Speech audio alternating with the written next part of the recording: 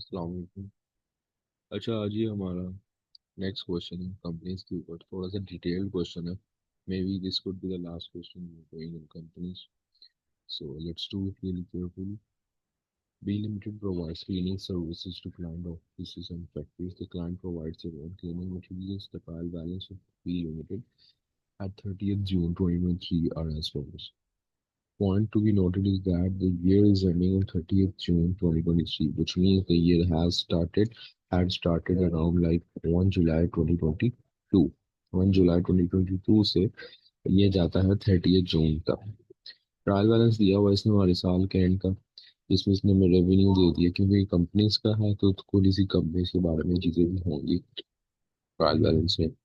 Revenue, wages and salaries दे दी, motor expenses दे दी, इंश्योरेंस दे दी, जनरल एक्सपेंसेस दे दिए, मोटर व्हीकल की कॉस्ट दे दी, फिर उनकी प्रोविजन फॉर डेप्रिसिएशन दे दी, इक्विपमेंट की भी कॉस्ट और प्रोविजन फॉर डेप्रिसिएशन दे दी, रिसीवेबल्स दे दिया, बैंक दे दिया। बैंक अगर हम देखें तो हमारा क्रेडिट साइड पे बैंक ओवरड्राफ्ट है।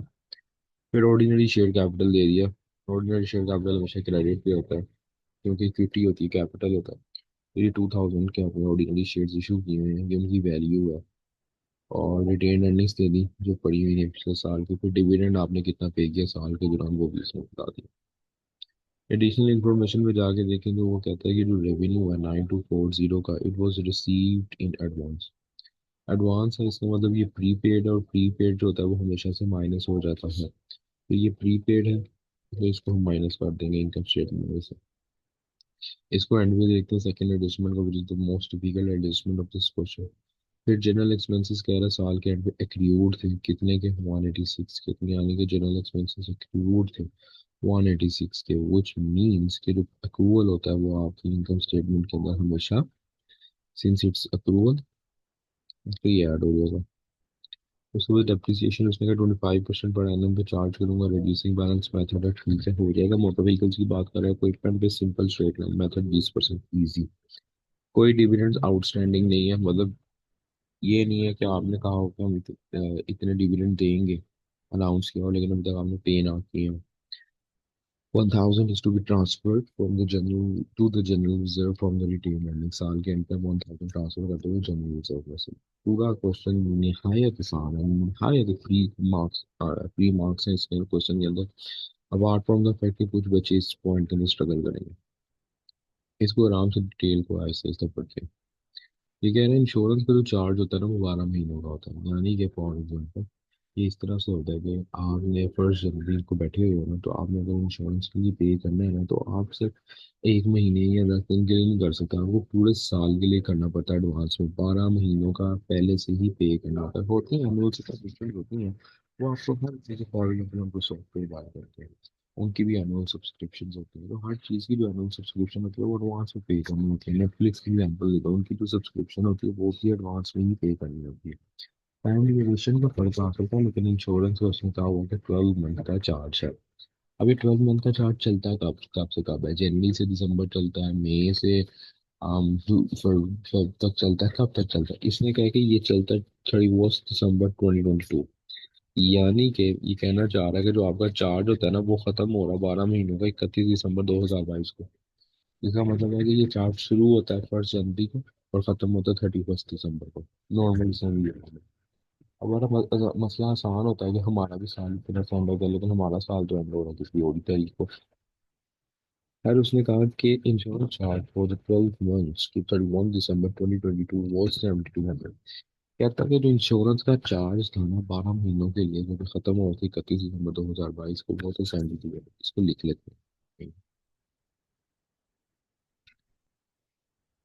Insurance charge from 1 Jan 2022 to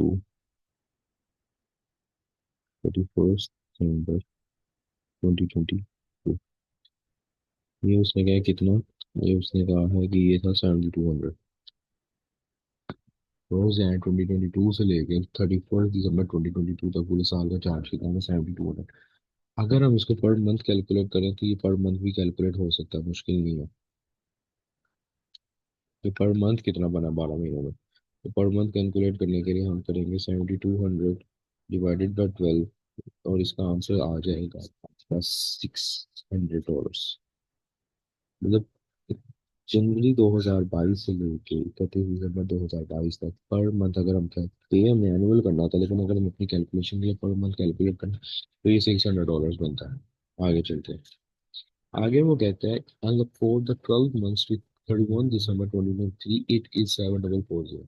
और वो कहता है अगले 12 महीने जो एंड हो रहे हैं 31 दिसंबर 2023, यानी कि 1 जनवरी 2023 से 31 दिसंबर 2023 के जो 12 महीने, 12 महीने उसमें चार्ज भर गए, उसमें है 7440। यानी कि मैं फिर इसको यहाँ पे लिखूँ,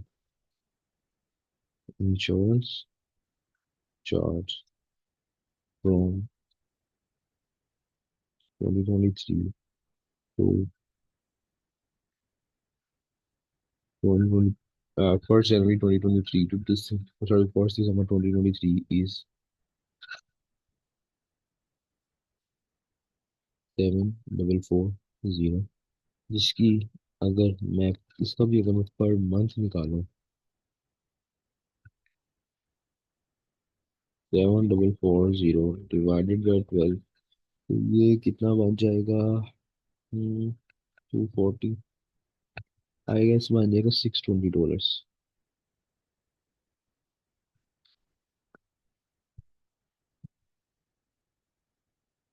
1 जनवरी 2022 से लेकर 31 दिसंबर 2022 तक जो इंश्योरेंस का चार्ज था वो था 7200, और पर मंथ देखा तो ₹600 पर मंथ पे करना था। लेकिन अब इंश्योरेंस का जो चार्ज है फ्रॉम 1 जनवरी 2023 से लेकर 31 दिसंबर 2023 तक,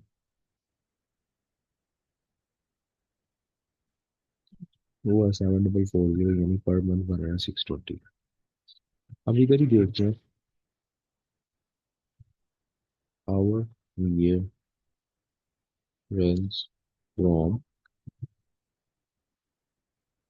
1st July 2022 to 30th June 2023। अब ये देख रहे होंगे कि जो हमारा जो साल है उसके अंदर कुछ हिस्सा इंश्योरेंस नंबर वन, इसके आगे अगर मैं इसको यूं लिख दूं, ये इंश्योरेंस नंबर वन है, तो मैं इसकी वैसे नाम को सतह डिवीजन करना चाहूँ, और ये इंश्योरेंस नंबर टू है। हमारा जो अकाउंटिंग का साल है, ऑब्वियसली हमने इस तरह से तो नहीं देखना है अकाउंटिंग के अंदर कि आपने कैश कितना पे किया, आपको तो देखना होता है कि आपके आपकी जो आपका प्रॉपर ईयर एंड है उस तक आपने कितना इस्तेमाल किया है। मतलब फॉर एग्जांपल आप नेटफ्लिक्स की सब्सक्रिप्शन एक साल की पहले पहली जनवरी को ही करते थे आप, लेकिन आप उसको 1 जनवरी में नहीं लिख सकते। आपको उसको पर मंथ हर जिस तरह उस सर्विस को इस्तेमाल करोगे उसी तरह आपने उसको एक्सपेंस पे लगाना है। अब देखो 1 जनवरी 2022 से लेके 31 दिसंबर 2022 तक हम पे कर रहे थे 600 पे किया 7200, यानी कि हमने 600 पे किया। अब इस टाइम पीरियड के अंदर ये जो 12 मंथ्स का टाइम पीरियड है इसके अंदर हमारे कितने मंथ्स आ गए इस हमारे इस ईयर के? तो अगर मैं ये कैलकुलेट करूँ यहाँ पे,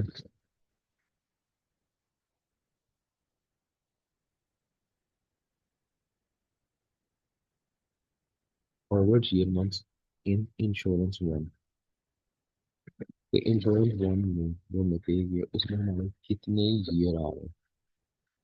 तो अगर मैं उसमें कैलकुलेट करूँ तो उसमें मेरा आता है जुलाई, अगस्त, मैं अगर लिख भी देता हूँ एक कैलकुलेट ईयर एंड इधर ही हो रहा है, उसमें मेरा आता है जुलाई 2022, अगस्त, सितंबर, अक्टूबर, नवंबर, दिसंबर। टोटल मेरे एक दो तीन चार पाँच छः, टोटल मेरे 6 मंथ्स आ रहे हैं अपने अकाउंटिंग में। मेरा ईयर एंड हुआ 30 जून 2022 इंश्योरेंस वन वाले पीरियड के अंदर। इंश्योरेंस वन वाले पीरियड के अंदर टोटल मेरे कितने मंथ्स आ रहे हैं, मेरे ईयर उनके कितने मंथ्स आ रहे हैं? 6 मंथ्स आ रहे हैं। यानी कि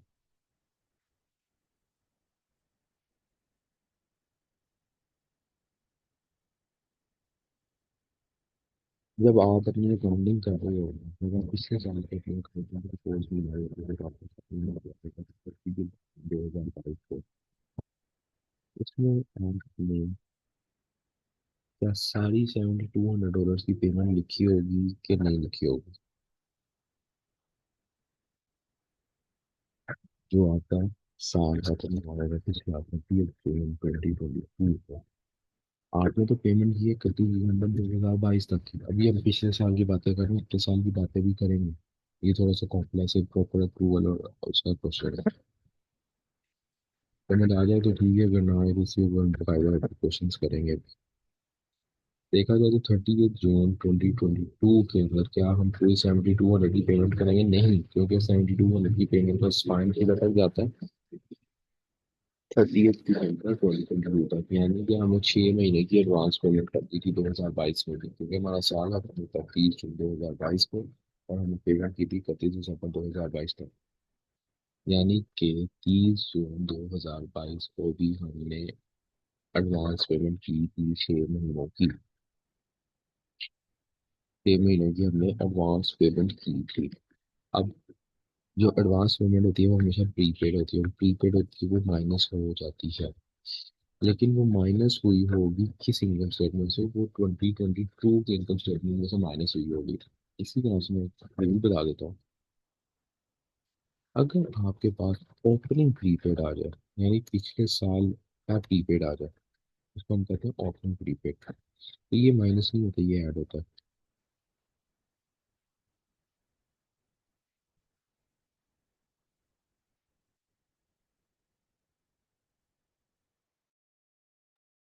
हम बात करते हैं annual। अब हमारा साल है तो हमारा 30 जून 2023 को, लेकिन इस वाले साल में भी हमने जो इंश्योरेंस की पेमेंट की है वो की है 31 दिसंबर 2023 तक। यानी कि इस इंश्योरेंस के भी 6 महीने हमारे इस अकाउंटिंग ईयर के अंदर आएंगे। पहले वाले 6 महीने इधर से लिए थे हमने, 2022 वाले इंश्योरेंस इंश्योरेंस कौन से, और अगले 6 महीने में इंश्योरेंस। लेकिन इधर आपने पेमेंट की है किस हिसाब से? 620 के हिसाब से, उसको जानेंगे। लेकिन इधर भी देखा जाए तो 30 जून 2023 को भी आपने 31 दिसंबर 2023 तक के पैसे दिए हुए हैं, तो यहाँ पर प्रीपेड दी हुई है। अब इसमें दो चीज़ें, इसमें एक ओपनिंग प्रीपेड भी है और इसमें क्लोजिंग प्रीपेड भी है। क्लोजिंग प्रीपेड की हमेशा ट्रीटमेंट वैसी ही होती है जैसे नॉर्मली ट्रीटमेंट होती है। Closing prepaid is always deducted, सादा ओपनिंग प्रीपेड में। ओपनिंग प्रीपेड का मतलब ये है कि यार पिछले साल आपकी एक अमाउंट थी प्रीपेड, ठीक है, होता पता है क्या? वो अगले साल अगर आप, ये देखो फॉर एग्जाम्पल, ये मैं क्लोजिंग पीरियड भी इस साल इधर से माइनस कर रहा हूँ ना, ये जो मैं अगली इनकम स्टेटमेंट बनाऊंगा ना, ये इसमें ऐड हो जाएगा। ठीक है, ये ऐसे ही हो रहा होता है। अगर हम फॉर एग्जाम्पल अपना प्रीपेड इनकम स्टेटमेंट से माइनस कर रहे हैं तो अगले साल की स्टेटमेंट में वो ऐड हो जा रहा होता है, वो हम बनाते नहीं, इसमें हमें पता नहीं होता। ठीक है, तो ओपनिंग प्रीपेड इस तरह से था कि पिछले साल 2022 की इनकम स्टेटमेंट में हमने प्रीपेड, यानी कि हमने 6 मंथ्स की एडवांस पेमेंट कर दी थी, वो हमें माइनस करनी ही है। लेकिन अब वो हम ऐड कर देंगे, उसको रिवर्स कर देंगे। ओपनिंग प्रीपेड हमेशा से ऐड हो जाता है और क्लोजिंग प्रीपेड हमेशा से माइनस हो जाता है। चलो ये तो ठीक हो गई बात।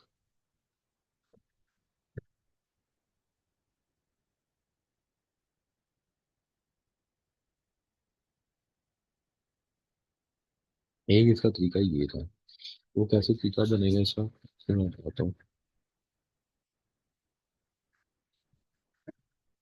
तो यार मैं आपको नहीं बोल रहा था तरीका करता हूँ, ये छोड़ दो प्रीपेड प्रीपेड को। हालांकि ये आगे इनकम स्टेटमेंट में शायद काम आए, नहीं आएगा, रहने में कुछ उसके बाद में समझ। आप सिंपली देखो, आपका ईयर चल रहा है 1 जुलाई 2022 से 30 जून 2023 है। अब अगर आपने देखना कि 1 जुलाई 2022 से लेके, या महीना लिखा था मेरा जो है, 1 जुलाई 2022 से लेके, जो इंश्योरेंस के हिसाब से देखूँ तो इंश्योरेंस एक्सपेंस कितना बन रहा था? वो ये बन रहा था पर मंथ $600 बन रहा था। मेरे टोटल इसमें महीने कितने बनते हैं? 1 जुलाई 31 दिसंबर 2022 तक इंश्योरेंस बन की बात कर रहे हैं, 6 महीने बनते हैं। यानी कि मैं टोटल एक्सपेंस बना कितना? ठीक है? इसी तरह से 1 जनवरी, 2023 से मैं अब अपने चैनल को अपने साल करता हूँ, क्योंकि 30 जून 2023। इसमें मेरा पर मंथ एक्सपेंस कितना था? 620 का। और इसमें लेकिन मैंने सिर्फ 6 महीने, मतलब जितने मेरे ईयर, मेरे अकाउंटिंग के ईयर है ना, मैं देख रहा हूँ कि यार उसके अंदर पहले 6 महीने में इतनी पेमेंट थी, उसके अगले 6 महीने में इतनी पेमेंट, मैं सिर्फ वो कैलकुलेट कर रहा हूँ। इसमें से 620, और ये भी मैंने 6 महीने मेरे अकाउंटिंग ईयर के अंदर आते हैं इस इंश्योरेंस टू के भी। तो मैंने इसमें मल्टीप्लाई किया।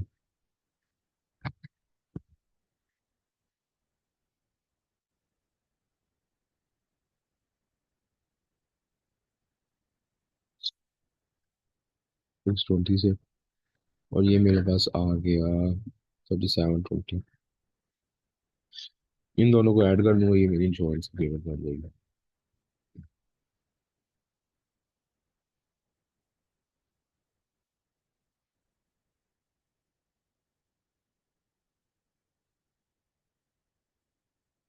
7320।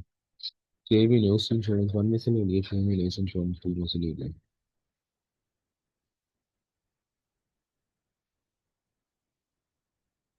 लेकिन लेकिन एक इसमें अभी भी और क्रैक है।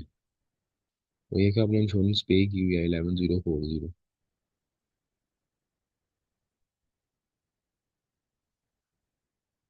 आपने इंश्योरेंस पे की हुई है कितनी? 11040, लेकिन इसको अभी हम इग्नोर करेंगे, इस पूरे अप्रूवल के कॉन्सेप्ट को भी हम इग्नोर करते हैं। इसको हम प्रॉपर एक और क्लास के बेस पे तसल्ली से पढ़ लेंगे। अभी हम आगे चलते हैं, बाकी क्वेश्चन को सॉल्व करने की कोशिश करते हैं।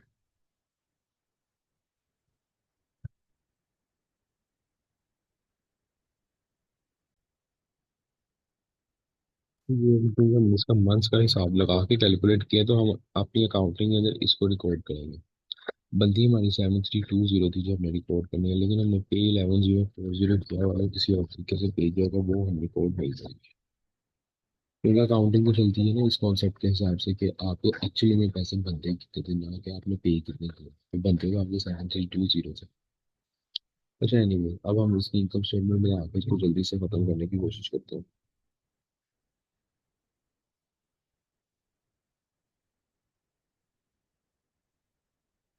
सबसे पहले रेवेन्यू आ गया।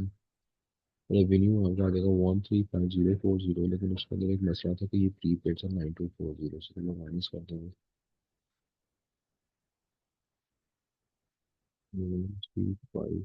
3540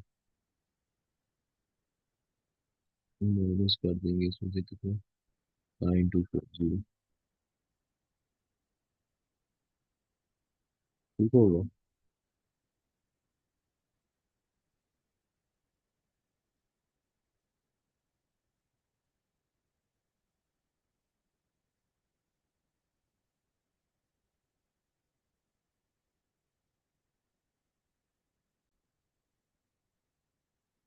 ये रेवेन्यू आ गया। अच्छा, इसके अंदर उसने कॉस्ट ऑफ सेल्स नहीं ली हुई, अगर तो कॉस्ट ऑफ सेल्स नहीं ली हुई तो वो तो फिर हम उसको इग्नोर कर देंगे। I don't know the reason कि उसने क्यों नहीं ली, लेकिन हम बस सिंपली इधर नीचे आ जाएंगे और यहाँ पर हम लिख देंगे लेस एक्सपेंसेस। एक्सपेंसेस में सबसे पहले हमारी वेजेस एंड सैलरीज आ जाती हैं। उसके बाद अगर हम एक्सपेंसेस में देखें तो उसके बाद हमारे मोटर एक्सपेंसेस आ जाते हैं। मोटर एक्सपेंसेस आ जाते हैं, फिर उसके बाद हमारी इंश्योरेंस आ जाती है। मोटर एक्सपेंसेस आ जाते हैं, उसके बाद हमारी क्या आ जाती है? इंश्योरेंस आ जाती है, फिर जनरल एक्सपेंसेस आ जाते हैं।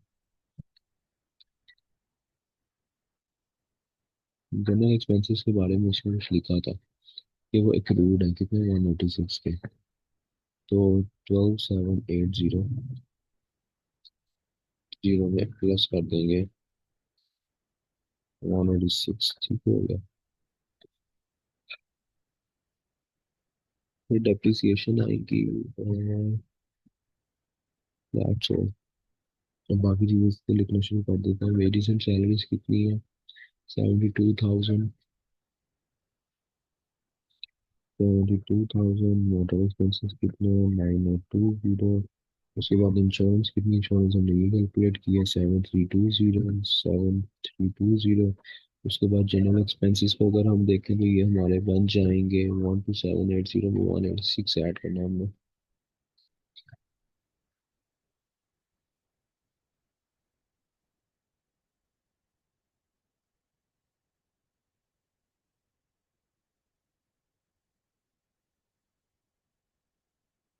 12,966, 966, ये हमारे जनरल एक्सपेंसिव आ गए। इसके बाद हम कैलकुलेट करेंगे डेप्रिसिएशन। इसके ऊपर पहले मोटर व्हीकल्स के ऊपर कर लेते हैं।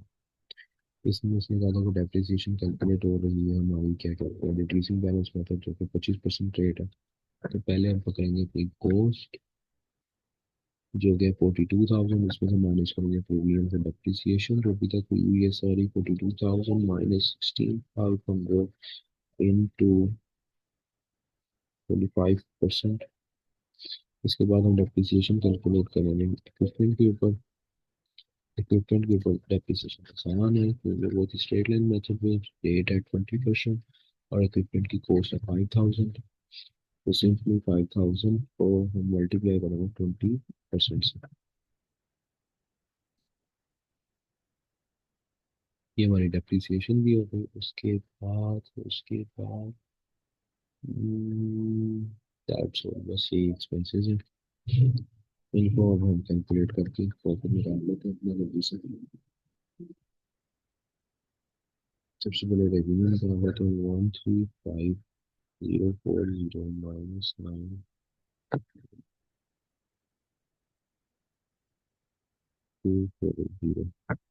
125,800। अब अपने एक्सपेंसेस का टोटल कर लेते हैं। मैं पहले डेप्रिसिएशन लिख लेते हैं कितनी बनती है। 42,000 माइनस 16,500 मल्टीप्लाई बाय 25, ये बन जाएगी 6375।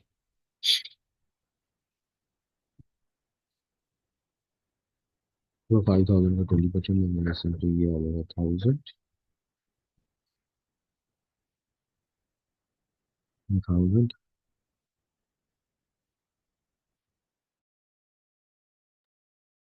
तो अपने एक्सपेंसेस को हम यहाँ पे टोटल कर लेते हैं।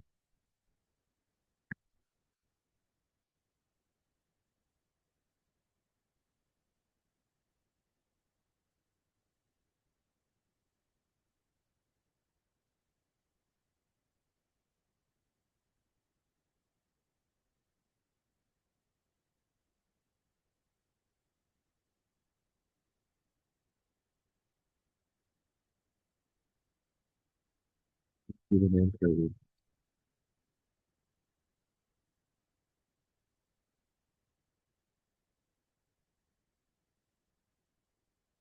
हूँ। ये मेरे टोटल एक्सपेंस आएगा जो यहाँ पे निकालने पड़ेगा प्रॉफिट।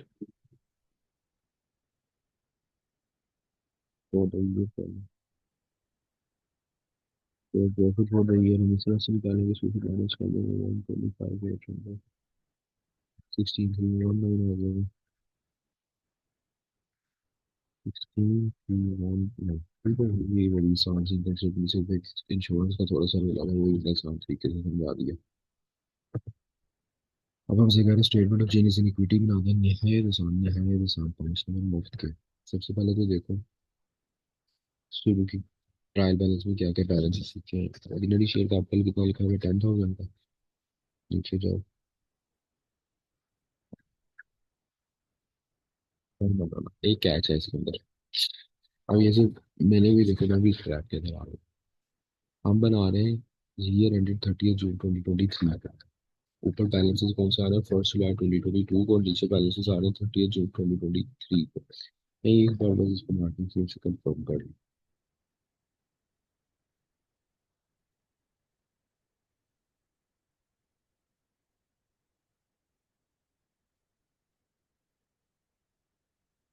ठीक है, मैं बस ओवर थिंक कर रहा था, कुछ भी नहीं है।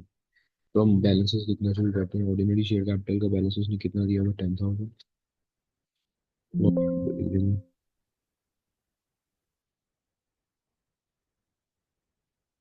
10,000 लिख देंगे यहाँ पे।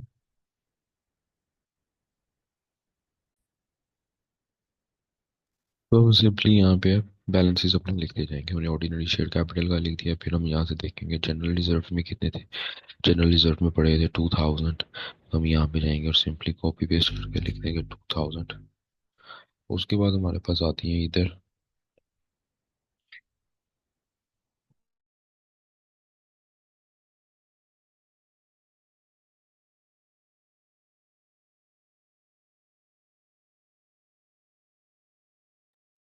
उसके बाद हमारी यहाँ पे आती हैं रिटेन अर्निंग।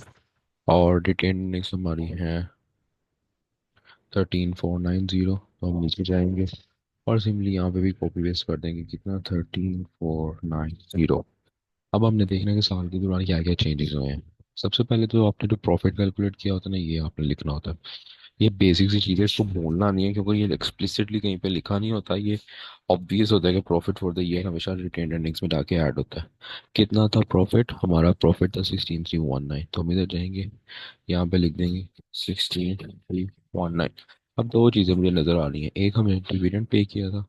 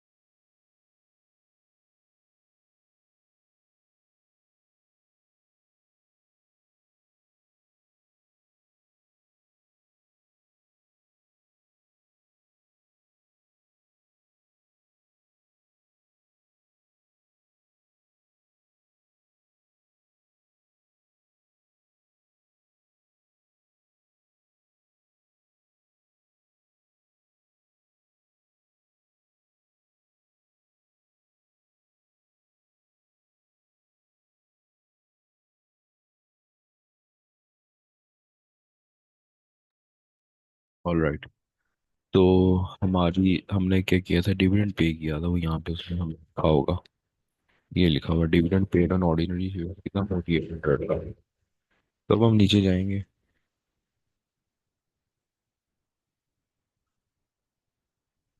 यहाँ पे लिखेंगे डिविडेंड और कितना पे किया आपने डिविडेंड। हमने डिविडेंड पे किया है 4800 का। तो हम यहाँ पे जाके लिखेंगे 4800, इसमें से काट देंगे माइनस। इसके बाद जो आखिरी चीज़ रह जाती है वो रह जाती है transfer to reserve, general reserve. इसमें उसने यहाँ पे लिखा हुआ था कि हम ट्रांसफर करने हैं जनरल रिजर्व को 1000 का। तो 1000 हम जनरल रिजर्व में ऐड कर देंगे और रिटेन में से माइनस कर देंगे क्योंकि हमेशा रिटेन में से होता है। ठीक हो गया, ये हमारा सारा हो गया। इसका टोटल डिक्लेयर क्या? इसका टोटल जाएगा यहाँ पे, ये इन तीनों का टोटल बनेगा, ये बन जाएगा तकरीबन 12,000 और 25,000। हाँ, 25490। इसका टोटल ये बन गया 16319। इसका टोटल अपने में लिख देंगे -4800।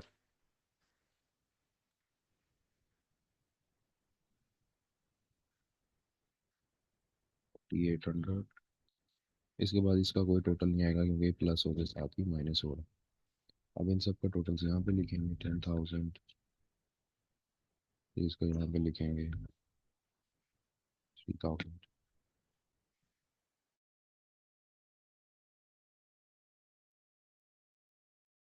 तो 2,000 1,000 चलिए, जब अब हमें पास रिटेन अर्निंग्स है ना, तो टोटल कर देते हैं।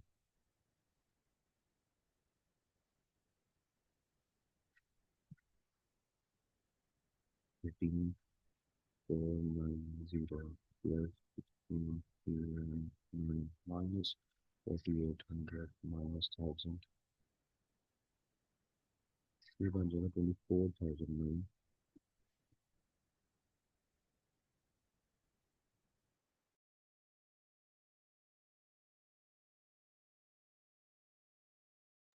24,009। और अब हम एक टोटल करेंगे यहाँ से। अब हम इसका यहाँ से भी टोटल कर सकते हैं और हम इसका यहाँ से भी टोटल कर सकते हैं।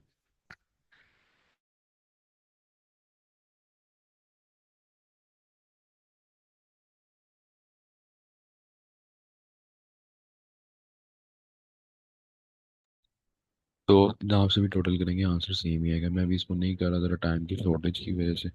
हम इसको बाद में देखेंगे बकाया। Explain why B limited has no inventory. बड़ा वैलिड क्वेश्चन है कि ना कॉस्ट ऑफ सेल्स है ना इन्वेंट्री है, लेकिन बाद में जब मैंने ऊपर जाके देखा मुझे याद आया।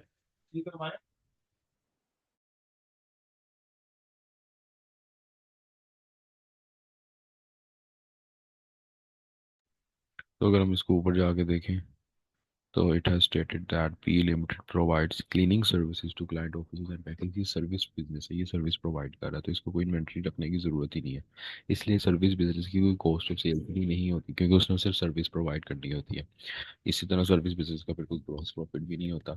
तो आप यही लिखोगे, because it is a service business it does not have any sort of inventory.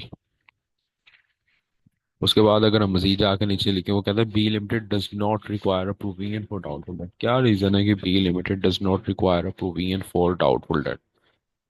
इसकी ये रीजन हो सकती है कि हम्म, वो ये वजह थे, clients provides their own cleaning materials. वो क्लीनिंग मटेरियल्स भी जो है ना क्लाइंट्स खुद प्रोवाइड करते हैं, तो इस वजह से भी हमें इन्वेंट्री रखने की कोई ज़रूरत नहीं है। हमें सिर्फ अपनी लेबर रखने की ज़रूरत है। हम गए क्लाइंट के पास, उसने हमें मटेरियल हमें खुद देगा, हमने उसके हिसाब से साफ सफाई कर देनी है। We do not have to have any sort of inventory, any sort of tools, कुछ भी नहीं, सब कुछ क्लाइंट हमें खुद प्रोवाइड करेगा।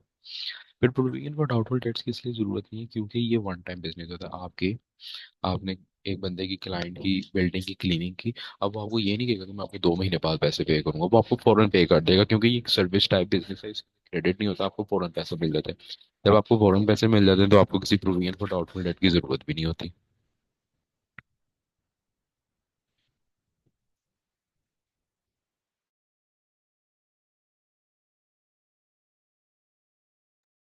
ये वही क्वेश्चन रिपीट हुआ है कि डायरेक्टर्स को डिबेंचर्स इशू करने चाहिए कि ऑर्डिनरी शेयर्स। मैंने कहा था, बहुत ज़्यादा रिपीट होता है क्वेश्चन और इजी मार्क्स है। डिबेंचर्स के ऊपर फिक्स इंटरेस्ट पे करना पड़ता है, ठीक है। और डिबेंचर्स जो होते हैं वो इंटरेस्ट भी वापस करना पड़ता है, प्रिंसिपल अमाउंट भी वापस करनी पड़ती है। ऑन दी अदर हैंड जो आपके ऑर्डिनरी शेयर्स होते हैं वो कभी भी आपको वापस नहीं करने होते। प्लस इसके ऊपर जो डिविडेंड होता है वो फिक्स नहीं होता, प्रॉफिट के हिसाब से आप पे कर देते हो। लेकिन उसमें ये है कि डिपेंचर, और दूसरी बात, डिपेंचर्स जो होते हैं उनके पास फिक्स इंटरेस्ट लोन होता है, जो आप लॉसेस में हो, आपको तभी पे करना पड़ता है, ठीक है। तो ये सारे पॉइंट्स आप लिखोगे, यूजुअली ऑर्डिनरी शेयर्स के ही ज्यादा फायदे आपको नजर आएंगे, तो फिर आपने उसके हिसाब से डिसीजन दे दिया। That was it. I am really really apologetic अगर पीछे से कुछ आवाजें वगैरह आई हैं, बस I had to record this class. The question was pretty easy, ये 5 मार्क्स का क्वेश्चन इजी था। ये जो 4 मार्क्स का क्वेश्चन था प्रीटी टेक्निकल, लेकिन जो बंदा देख लेगा यार ये क्लीनिंग वाला बिजनेस है और उसको मटेरियल वो खुद प्रोवाइड कर रहे हैं, तो ये सर्विस है, तो इनकी तो कोई को आज याद रख लो, किसी भी सर्विस बिजनेस की कॉस्ट ऑफ सेल नहीं होती, इन्वेंट्री नहीं होती, होती है लेकिन थोड़ी होगी, ज़्यादा उसकी। अगर फॉर एग्जाम्पल जैसे इस सिनेरियो में क्लीनिंग मटेरियल भी क्लाइंट खुद प्रोवाइड कर रहा था, तो कोई इन्वेंट्री नहीं होगी। फिर उसने हमने statement of changes in equity बनाई, जो कि बिल्कुल आसान थी। जब profit for the year add किया, डिविडेंड माइनस किया, ट्रांसफर टू जनरल रिजर्व किया, दैट्स ऑल। और इसमें एक और बात ये है, ऊपर फॉर एग्जांपल आपका प्रॉफिट आ भी गलत जाता है, लेकिन अगर आप वही वाला प्रॉफिट गलती से statement of changes in equity में पोस्ट कर देते हो, तो ऊपर मार्क्स कट जाएंगे, प्रॉफिट गलत के statement of changes in equity में फिर नहीं मार्क्स कटेंगे, एरर कैरी फॉरवर्ड पूरे 5 मार्क्स आ जाएंगे।